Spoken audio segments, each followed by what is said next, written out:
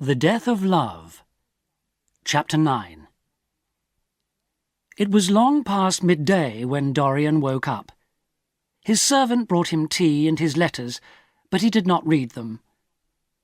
Yesterday seemed like a bad dream, but when he went downstairs, he saw the covered picture. Should he uncover it, he wondered? Had the face in the picture really changed? Did he want to know?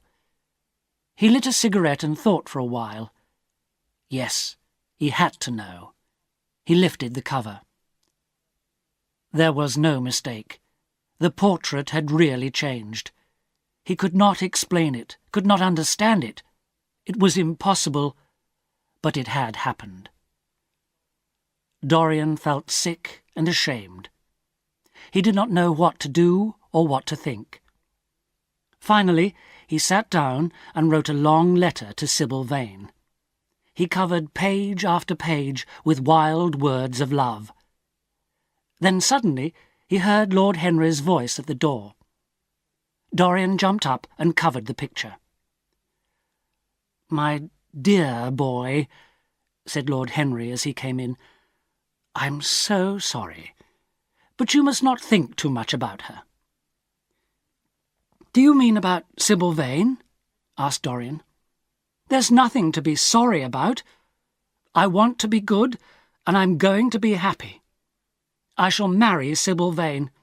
I'm not going to break my promise to her." "Marry Sybil Vane?" Lord Henry stared at Dorian. "Didn't you get my letter?" "I haven't read my letters today," said Dorian slowly.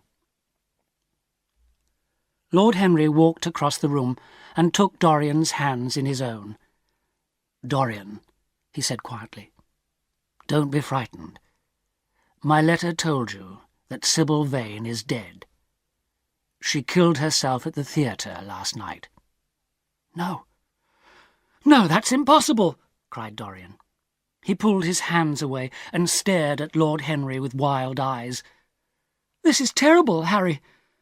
I have murdered Sybil Vane." "She killed herself," said Lord Henry calmly.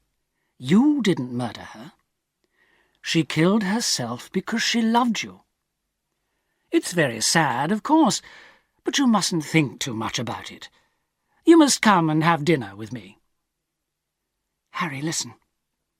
Last night I told her that I didn't want to see her again. But after I left her, I realized how cruel I had been.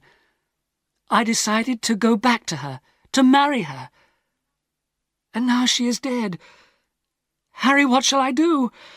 You don't know the danger that I am in." "My dear Dorian," said Lord Henry, "marriage with Sybil Vane was not for you. No, no. Marriages like that are never successful. The man quickly becomes unhappy and bored. Of course he's kind to his wife. We can always be kind to people that we're not interested in. But the woman soon discovers that her husband is bored, and then she either becomes terribly unfashionable or wears very expensive hats that another woman's husband has to pay for." The young man walked up and down the room. "I suppose that's true," he said unhappily. "But, Harry, I don't think that I'm cruel. Do you?" Lord Henry smiled. He told Dorian Gray what he wanted to hear. And then he told him clever, amusing stories about the women that he himself had loved. He said that Sybil Vane's death was a beautiful end to a love story for an actress. "The girl never really lived," he continued, "so she never really died. Don't cry for Sybil Vane. She was less real than Juliet." After a while, Dorian Gray looked up.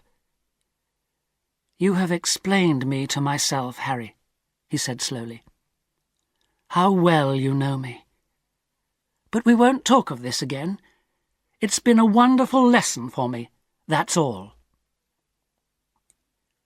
When Lord Henry had left, Dorian uncovered the picture again.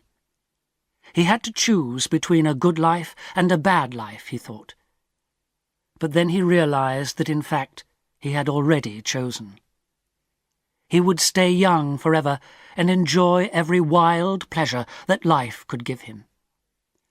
The face in the picture would grow old and ugly and unkind, but he would stay beautiful forever.